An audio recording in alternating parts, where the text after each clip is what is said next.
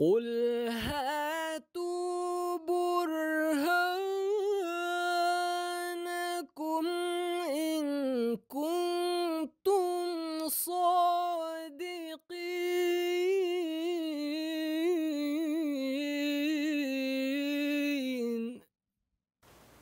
اعوذ باللہ من الشیطان الرجیم، بسم اللہ الرحمن الرحیم۔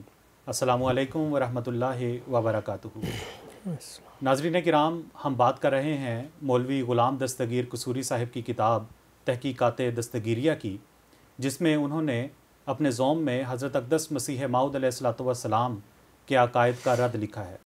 ہم ان کے بیان کردہ دلائل کو زیر بحث لائیں گے اور دیکھیں گے کہ ان کے دلائل کس معیار پر اترتے ہیں۔ محترم ہادی صاحب، مولوی غلام دستگیر قصوری صاحب کا ایک خیال تھا، اور وہ یہ کہ یہ جو آیت ہے قرآن کریم کی هو الذی ارسل رسولہ آخر تک، یہ کہتے تھے کہ ان کے مصداق صرف اور صرف حضرت محمد مصطفیٰ صلی اللہ علیہ وسلم ہے، کسی اور کے حق میں نہیں ہے۔ اس پہ ہم ایک پورا پروگرام تفصیل سے کر آئے ہیں۔ اس خیال کی تائید میں انہوں نے یہ بات لکھی ہے کہ فتح مکہ سے بڑھ کر جو کسی بشر کو نصیب نہیں ہوئی ہے، کون سا غلبہ دین اسلام کا ہوگا؟ اس کے بارے میں کیا بتاتے ہیں آپ؟ بسم اللہ الرحمن الرحیم، نحمدہ و نصلی علی رسول الکریم وعلی عبدہ المسیح الموعود۔ فتح مکہ سے بڑھ کر کون سا غلبہ دین اسلام کا ہوگا، اس کی سوائے ایک نعرے کے اور کوئی حیثیت نہیں ہے۔ یہ درست بات ہے کہ سورہ الفتح میں بسم اللہ الرحمن الرحیم کے بعد جو پہلی آیت ہے، انا فتحنا لک فتحا مبینا، ہم نے کھلی کھلی تجھے فتح دی ہے۔ جس طرح انہوں نے لکھا ہے کہ فتح مکہ سے بڑھ کر، اس سے تو لگتا ہے کہ یہ فتح مبین فتح مکہ ہے، ٹھیک ہے۔ لیکن مفسرین اور واقعتاً جو صلح حدیبیہ تھی اس کا ذکر اس میں، کیونکہ اس کے سفر کے سے واپسی پر مدینہ کے قریب یہ صورت نازل ہوئی، ٹھیک ہے۔ اور یہ سعودی عرب کا جو ترجمہ قرآن ہے اس میں بھی انہوں نے اس کو فتح مبین قرار دیا ہے، صلح حدیبیہ کو۔ اگر وہ فتح مبین تھی تو پھر فتح مکہ جو تھی وہ فتح مبین نہیں تھی، سیدھی بات ہے۔ لیکن فتح مکہ کی ایک اپنی اہمیت ہے، تو اگر فتح مبین انا فتحنا لک فتحا مبینہ کے بعد ایک اور فتح ہوتی ہے، وہ بھی بڑی فتح ہے، تو اس کی حیثیت وہ نہیں جو فتح مبین والی ہے۔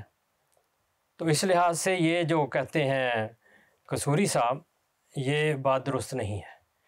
لیکن اس کے ساتھ ہی اسی صورت میں آگے جا کر 28 نمبر آیت میں اللہ تعالیٰ فرماتا ہے وَجَعَلَ مِن دُونِ ذَلِكَ فَتْحًا قَرِيبًا، اس کے قریب ایک اور فتح بھی دی گئی ہے، تو وہ یا فتح خیبر ہے یا فتح مکہ ہے۔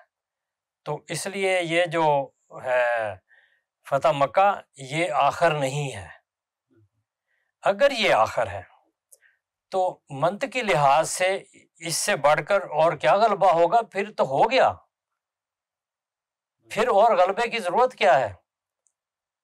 تو اس سے نعوذ باللہ تمام وہ غزوات اور سرایا اور مہمات جو جنگی طور پر رسول اللہ صلی اللہ علیہ وسلم نے اختیار فرمائی، وہ باطل ہوتی ہیں نعوذ باللہ، کیونکہ فتح مکہ کے بعد اور کیا غلبہ ہوگا؟ لوگوں کو مارنے کے لیے گئے تھے یا مال و دولت اور زمینیں حاصل کرنے کے لیے گئے تھے؟ تو یہ منطقی طور پر ہی مولوی غلام دستگیر قصوری صاحب کی بات درست نہیں ہے۔ فتح مکہ جو تھی، چاہے وہ صلح حدیبیہ لے لیں، فتح مکہ لے لیں، فتح خیبر لے لیں، جو بھی لے لیں، وہ بیج کے طور پر تھیں۔ یہ تینوں فتوحات ایسی تھیں کہ جو بہت عظمت والی ہیں، اور یہ بیج کے طور پر تھیں، ان کی بنیاد پر پھر آگے جا کر غلبہ ہوا ہے۔ اور دیکھیں غزوہ حنین اس کے بعد ہے، اس سے طائف والا سارا علاقہ جو تھا بنو حوازن والا، وہ زیر نگین ہوا ہے۔ غزوہ طائف، غزوہ حنین، اور اس میں سریہ اوطاس، پھر اس کے بعد آگے جا کر غزوہ تبوک آتا ہے۔ یہ رسول اللہ صلی اللہ علیہ وسلم ان میں شامل ہے۔ وہ ابس تو نہیں تھے گئے، بے وجہ تو نہیں تھے گئے ان جنگوں میں۔ اس کے علاوہ سرایا بہت سے، تقریباً 25 مہمات ہیں، غزوات، سرایا اور دیگر مہمات جو فتح مکہ کے بعد ہوئی ہیں۔ تو غلام دستگیر صاحب کا یہ سوال، یہ اعتراض، یہ فکرہ کس کروٹ بیٹھتا ہے، رد کرنے کے قابل ہے۔ اسلام کا غلبہ، جیسا کہ ابھی ذکر کیا امام قرطبی نے لکھا، تزاید تھا، وہ بڑھتا جا رہا تھا، اور اس کا اتمام جو ہے وہ امام مہدی پر ہونا ہے، اس کو کوئی رد نہیں کر سکتا۔ حضرت صلی اللہ علیہ وسلم کے بعد خلفائے راشدین نے جو وہ مہمات کی، علاقے فتح کیے، فارس اور شام، فلسطین اور یہ سارے علاقے جو تھے، حضرت عثمان، حضرت علی رضی اللہ تک، تو افریقہ تک سارا غلبہ ہو گیا، اسپین میں بھی دخول ہوا، اسی طرح افریقہ کے علاقے۔ تو یہ جو سارے غلبے تھے یہ سارے ابس ہیں۔ پھر آگے مسلمان حکمرانوں کے ذریعہ سارا کچھ ہوا۔ تو یہ قصوری صاحب نے ایک محض اعتراض کے طور پر یہ بات کی ہے، صرف حضرت مسیح موعود علیہ الصلوۃ والسلام کی تکذیب کے لیے، ورنہ اس میں کوئی حقیقت نہیں۔ اب حضرت مسیح موعود علیہ الصلوۃ والسلام کے بارے میں رسول اللہ صلی اللہ علیہ وسلم نے فرمایا تھا، یہلک اللہ فی زمانہ الملل کلھا، اس کے زمانے میں دیگر ادیان جو ہیں وہ ہلاک ہوں گے، ختم ہو جائیں گے، ان کی دلیل ختم ہو جائے گی، بنیاد نہیں رہے گی، اور یہ حضرت مسیح علیہ السلام نے کر کے دکھایا ہے، اور یہی براہین احمدیہ جس پر وہ اعتراض کر رہا ہے، جس کو رد کرنے کی کوشش کر رہا ہے۔ تائید کس کی کر رہا ہے؟ کفر کی، دیگر ادیان کی۔ حضرت مسیح موعود علیہ الصلوۃ والسلام نے تو اس کتاب میں اسلام، قرآن کریم، رسول اللہ صلی اللہ علیہ وسلم کی حقانیت کو ثابت کیا ہے، اور چیلنج کے ساتھ ثابت کیا ہے۔ یہ اس کی تکذیب کر رہا ہے اور نعرے لگا رہا ہے کہ فتح مکہ کے بعد کچھ نہیں۔ رسول اللہ صلی اللہ علیہ وسلم فرماتے ہیں کہ اس کے زمانے میں سارا یہ ہوگا۔ آخر رسول اللہ صلی اللہ علیہ وسلم نے ایک اور بات بھی فرمائی ہے، آپ نے فرمایا کہ میری امت کیسے ہلاک ہو سکتی ہے کہ جس کے شروع میں ہوں اور آخر میں مہدی ہے، مسیح ہے۔